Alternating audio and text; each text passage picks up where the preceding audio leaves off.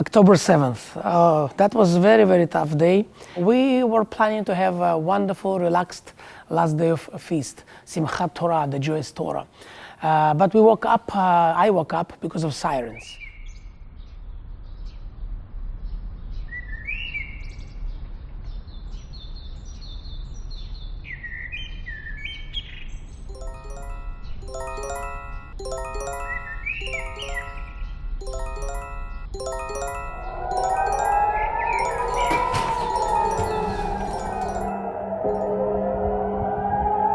My story of 7 October started same day in the morning, 6:29. I remember that waking up really shocked.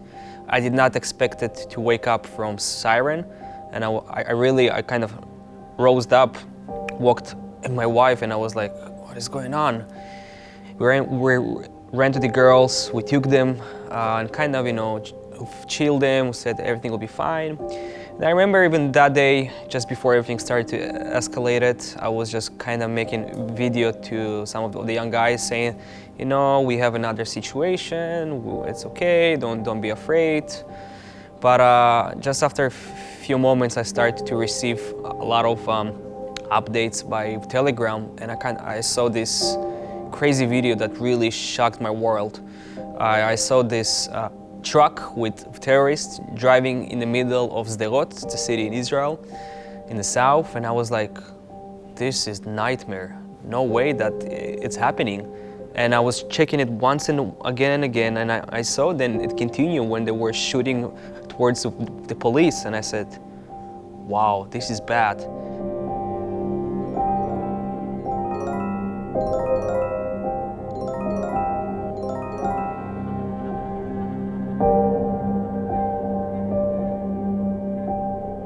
Shalom, my name is Ilya. I want to take you back to the 7th of October through my eyes.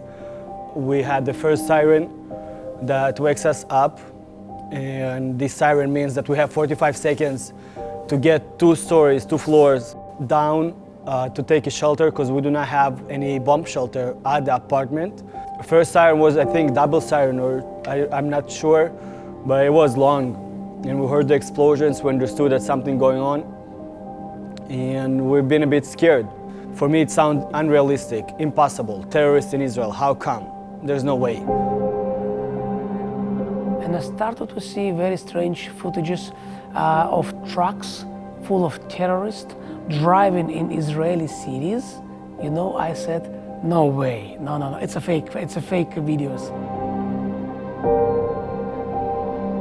When Sas told me there's terrorists inside of Israel, I'm like, what? It's fake.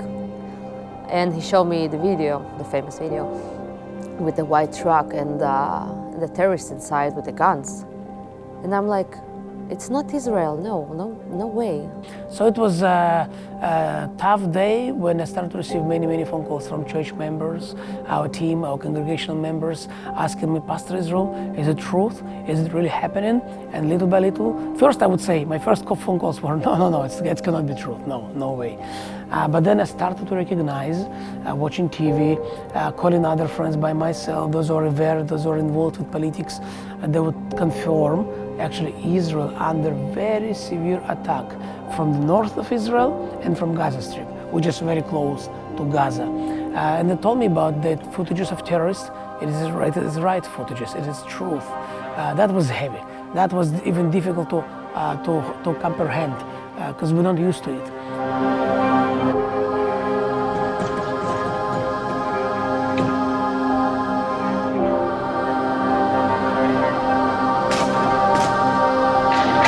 Hamas attacks on October the 7th. October 7th attack. אנחנו במלחמה, במלחמה צריך לשמור על קור רוח.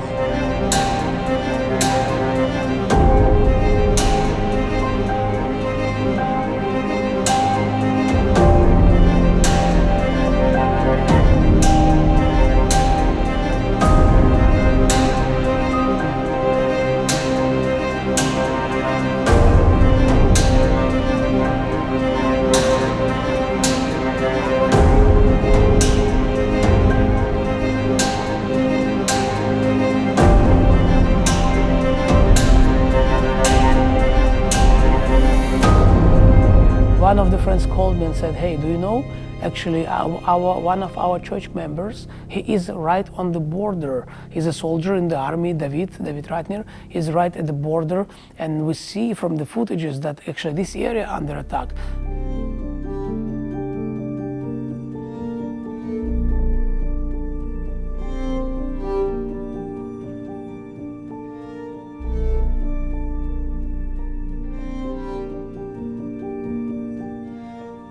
До конца мы не понимаем, что происходит в самой стране, на самой границе.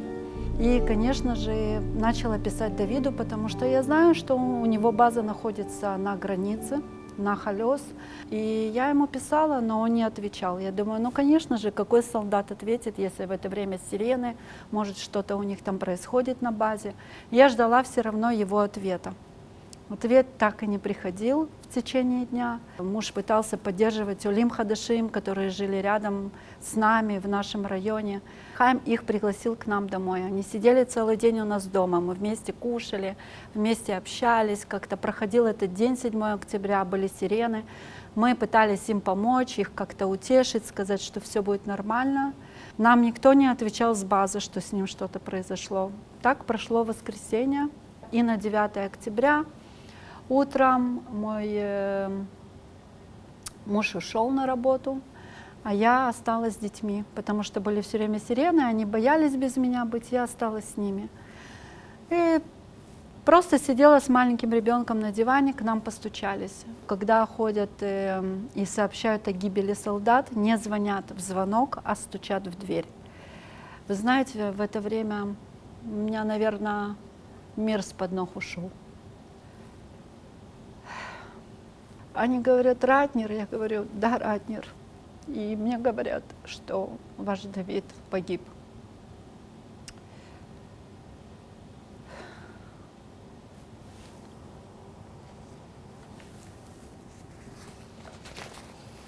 Я не знала, что сказать, у меня не было слов. Я села на диван с маленьким ребенком, все дети спали еще. Собака сильно гавкала, дети даже не просыпались, и я не могла детям ничего сказать. Тогда солдаты зашли в спальню каждому ребенку, разбудили Йосифа, и он сказал, этого не может быть, мне только что Давид снился и сказал, не верим, я живой, со мной все хорошо. Я когда разбудила Эстер, Эстер сильно кричала, и она говорит, я не верю, такого быть не может, это не с Давидом, это какая-то ошибка. Младшие дети закрыли уши и сказали, мама, это ошибка, он спрятался. Этого не может быть. И они не верили.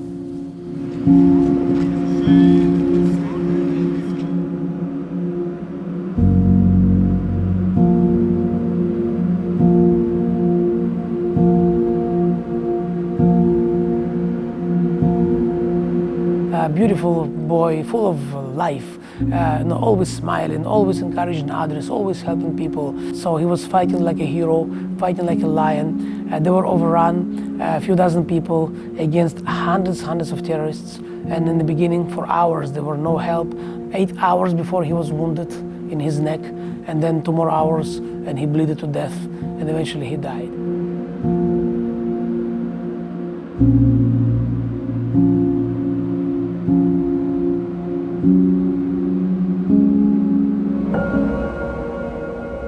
And later on, I received a call from my officer in my unit that said, hey, Sas, we need you to get ready, take your bag, get ready.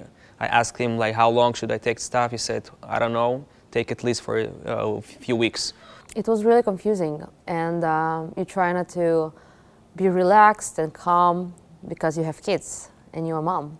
So you need to be strong for everybody and make the atmosphere good.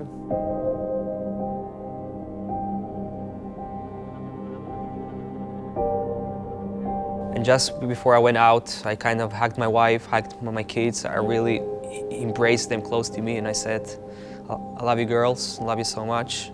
And inside of me, I knew that there's a chance that I will not come back home, because I knew that it's going to be really, really tough.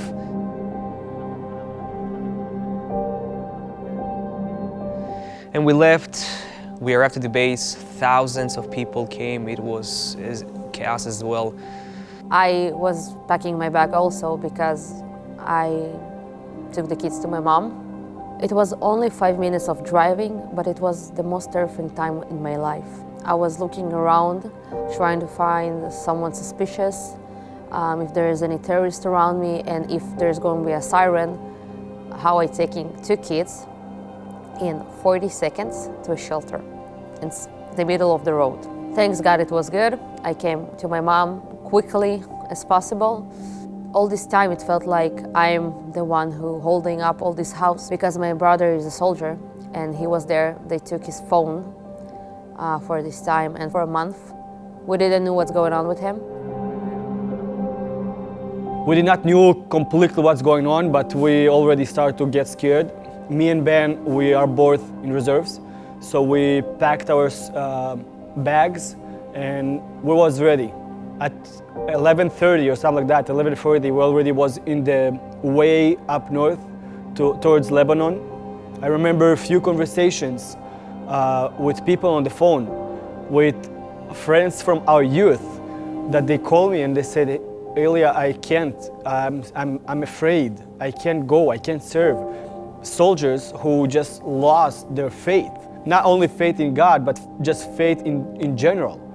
They have no hope at all. That's what happened at the 7th of October. For me, what I've seen is that the hope in Israel just completely destroyed.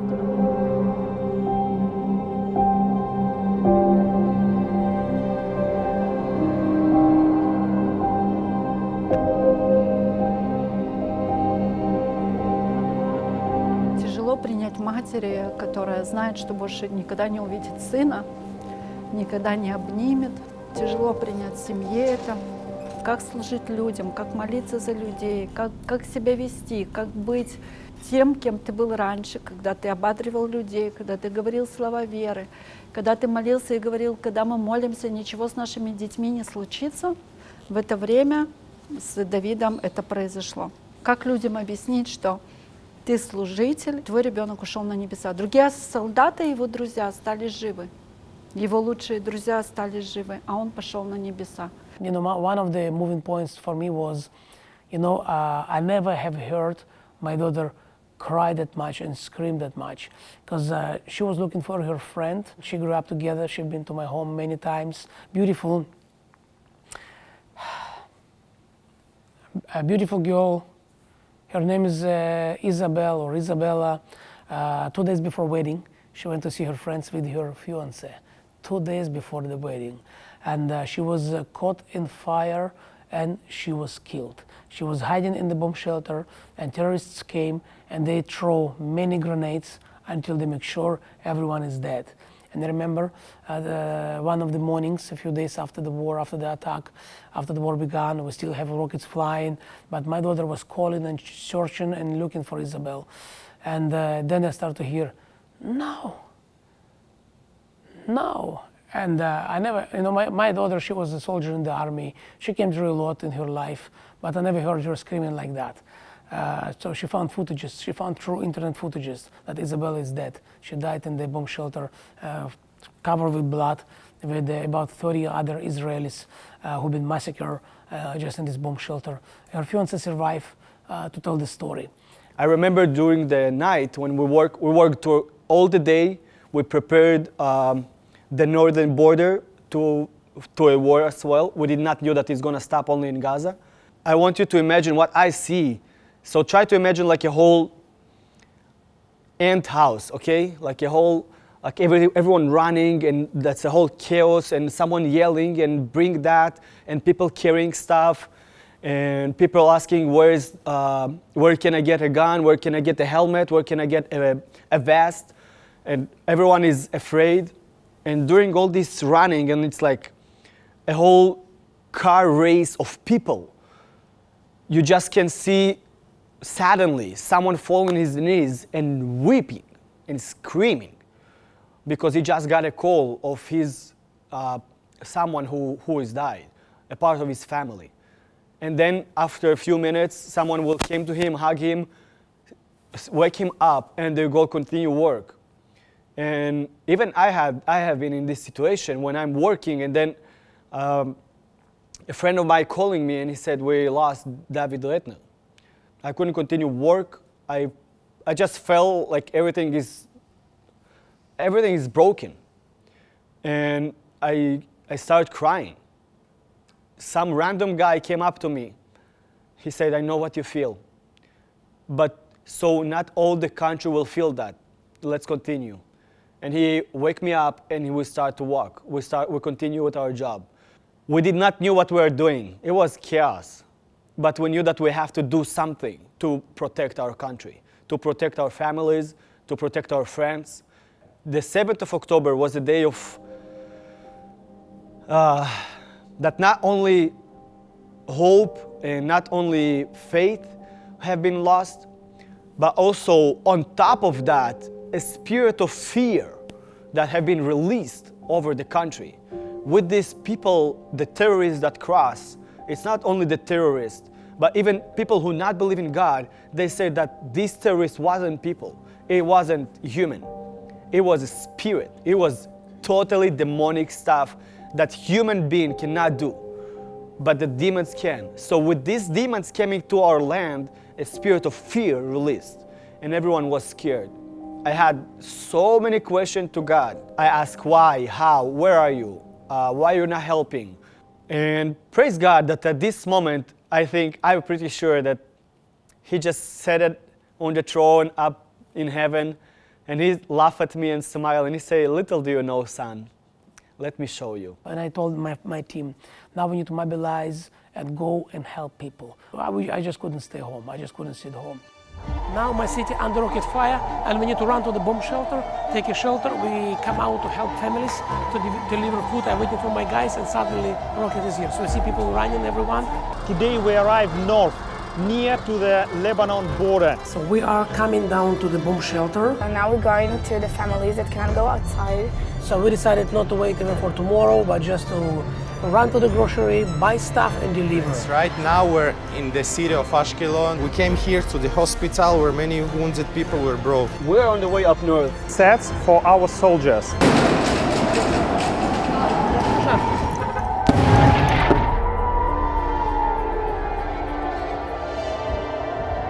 We gathered in Betalel, thought, how can we help people and how can we help our city and those around?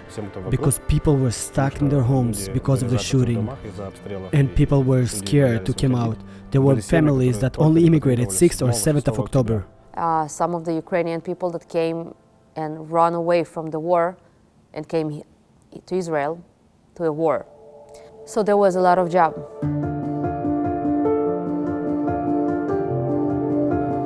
And we tried to help those in need with all the necessary things.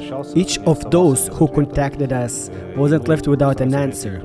We started buying produce and gave out tens of thousands of produce bags and hundreds of hot meals for those in need. At the same time, we tried to help new immigrants of Israel because they had nothing. And we continue our help with clothes, shoes, and heaters, and with blankets and pillows, kitchen supplies, everything that they need.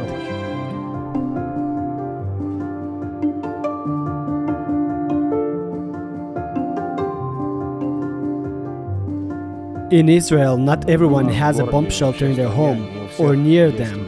They only have access to public shelters. We took into our hands to arrange bomb shelters that were used as storages. We cleaned them out, we brought beds, blankets, pillows, water, food, and all the necessary things that families with kids, as well the elderly, will need while in a bomb shelter during rocket attack.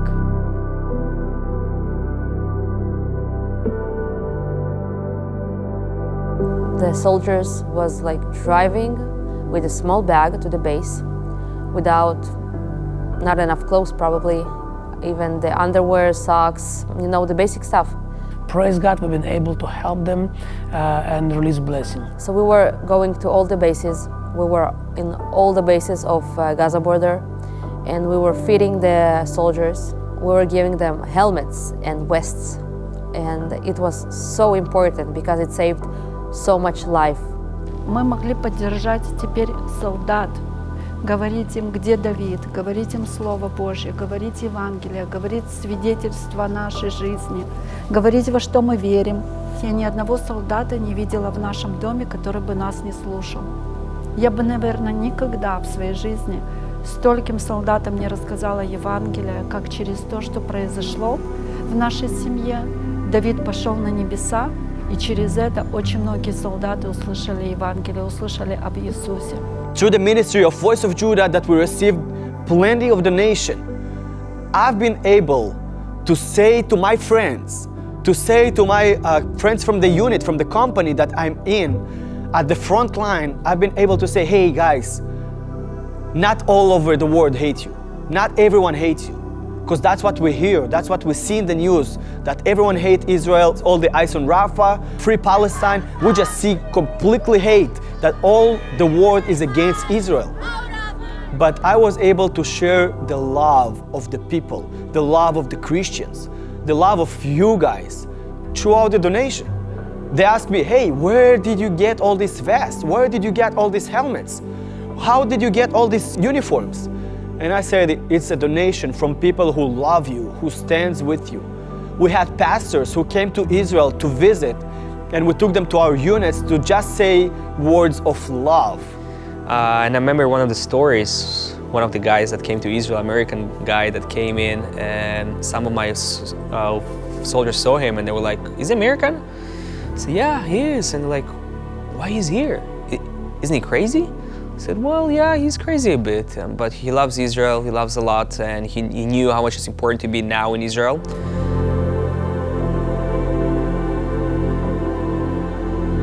During the most difficult time of rocket attacks in Ashkelon, we were driving people out to Jerusalem. People had destroyed homes. Some were families with kids, others were people with disabilities. We were able to drive them out to a safe place. In times of war, people feel lonely and they have a lot of fear. I'm so happy we had the opportunity to help those people and be the answer to their problems. A lot of people not came here just to get the food package or the clothes. They're really thankful for that. But most of them was here to get this mental support because the war is still going on. And someday it will end, but the broken parts and all this pain will stay for a long time inside of these people. And our job here is to be the help for them, to help them get relief from this pain in the soul. Many were thanking us and crying and hugging us. When you hear from them that you were the only one who visited them and was able to give them a solution of their problem, you understand that you are doing something very important. Even though it's so difficult, it's so tough, God given us inspiration and power and energy, if you like, and time and desire. I'm really inspired to see number of volunteers, number of prayers that have been done. I met a lot of people in this time, young, old, and in the end, everybody is always talking about God, about something spiritual, and you see how in this terrible situation, season in life, in the end, everybody is looking for God, and they're searching for Him, searching to something to fulfill the empty space inside of them, and that's something that only God can do. Даже рассказывая ту историю, которую мы проходим с Хаймом, у людей открываются сердца. Мы все равно общаемся о том, что могут быть страдания, могут быть боли, но Господь все равно Он с нами очень близко. На самом деле сейчас очень много молодых людей, у которых открыты сердца именно из-за войны, которая происходит. И когда мы говорим Слово Божье, когда мы ободриваем, когда мы стоим вместе, мы предлагаем помолиться, вы знаете, я очень редко встречала, когда человек говорит, я не хочу, чтобы за меня молились. Все говорят, да, мы хотим. Спасибо вам большое, что вы за нас молитесь. И так же само мы, когда участвуем в каких-то проектах, там альфа-курс или проект, допустим, раздачи продуктов, любой проект, когда мы знакомимся с людьми, это такая ценность продолжать и служить людям любовью, ободрением. Слава Богу. So that whole year was really crazy year, a lot of ups and downs. God has been doing a lot of miracles as well. Nothing will ever stop the ministry, even in the midst of big wars and big stuff. You know, His kingdom has been spread, and we're still able to work. This year, it was a year of comfort the people of Israel, helping the people of Israel, as the prophecies were saying, as the prophets were saying. You know, Isaiah 40, when he says, comfort my people, he talked to you guys. At this point, I'm also thinking of all the people we've been able to bless, all the people we've been able to encourage and give them help, and thinking of all the value of support and blessings and prayers and the donations for food, for many other items. And I want to thank you, dear friends. Your help, your support, your prayers, your encouraging words and your presence really means a lot to us. In the very dark moments, we know we're not alone. We have friends who are walking with us. So I cannot even thank you enough. I cannot express myself enough to tell you we are so grateful, because we couldn't do that without you. And I really mean it, we couldn't do that without you. Yet, thinking of this very difficult year, but it's also been a year of blessings, because so many great things happened. I served in the military for 4 months, and during this time, my girlfriend, from the States, she decided to visit me. She did not know that after she will visit me, she will become my fiance. By miracle, I proposed, and then when I finished my military, after 4 months, we got married last May 23. I hope I'm right. But we got married during the war. Why we got married? Because we decided that we don't know how long we have. I don't know how long I will be not in the military. I don't know how long I'm gonna be alive. I'm generally telling to you. And it was like we tell into the spirit that they try to kill us. These spirits try to kill us, but we're doing the opposite. We're gonna continue living. Moreover, we're gonna continue building family. We're gonna continue our life. And that's the most important thing. That the hope, the faith that I have right now, it's not from the government, it's not from the military, it's not from my friends, it's not from my pastor, it's not from anyone except Jesus. I have hope for the future. I have hope for the next year. And I don't know how long war will continue. And definitely we will going to have different conflicts and problems, because we are living in the last days. Yet, when we stand for each other, together, we make a difference. We make name of God, name of Yeshua known to the people of Israel and to the all people. And I'm thankful today. I'm thankful to God, to you guys, for just be part of it. Even if you are a lot of kilometers away from us, you're still helping us and you're supporting us. And I want to say thank you for your prayers, for your support. So we are one body. You are part of this body. We are here to be your hands and feet. And thanks to you, we are sending ourselves here and there just to help the Jewish nation and support them and bring the good news to everybody. Through this war, I understood, I tried to deny God. I genuinely tried. I repented real quick. I said, I'm sorry that I tried to deny you. I cried because I felt so bad that I even thought about denying. But then Jesus showed His love and just covered me with His faith and with His supernatural faith. There's a gift of spirit, the faith. He covered me with that and gave me the ability to not only believe in me, but to believe that my family will grow. Isn't that crazy? Isn't that God for you guys?